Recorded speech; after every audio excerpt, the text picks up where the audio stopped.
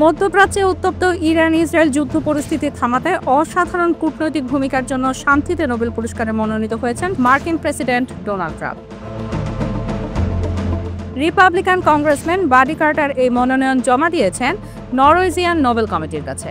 যুক্তরাজ্য ভিত্তিক সংবাদ মাধ্যম পলিটিক্স জানিয়েছে, বাডি কার্টার নোবেল কমিটিকে দেওয়া চিঠিতে লিখেছেন, ট্রাম্পের কৌশলী নেতৃত্ব ও সাহসী অবস্থান না থাকলে ইরান ইসরায়েলের মধ্যে সংঘাত আরও ভয়াবহ দিকে গড়াত।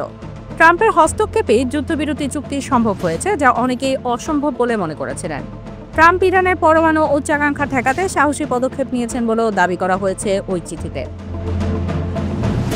ইরান-ইসরায়েল যুদ্ধ পরিস্থিতি শুরু হয় গত 13 জুন, যখন ইসরায়েল ইরানের পরমাণু স্থাপনায় হামলা চালায়।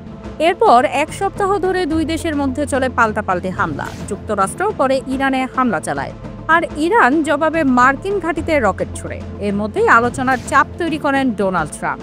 শেষ পর্যন্ত 23 জুন বিকেলে ট্রাম্প 12 দিনের যুদ্ধ শেষ হওয়ার ঘোষণা দেন এবং দুই দেশকে শান্তির পথে ফেরার আহ্বান জানান।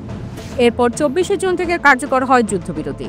রাজনৈতিক বিশ্লেষকদের মতে এই সিদ্ধান্ত ও প্রচেষ্টার কারণেই ট্রাম্পের নোবেল শান্তি পুরস্কারের মনোনয়ন আদায় হয়েছে। এর আগে পাকিস্তান ও ভারত-পাকিস্তান সীমান্তে উত্তেজনা প্রশমনে ট্রাম্পের কূটনৈতিক হস্তক্ষেপের প্রশংসা করে তাকে 2026 সালের শান্তির নোবেলের জন্য সুপারিশ করেছিল। চলমান বৈশ্বিক উত্তেজনার মধ্যে ট্রাম্পের এমন উদ্যোগ তাকে আবারও বৈশ্বিক রাজনীতির কেন্দ্রে নিয়ে এসেছে।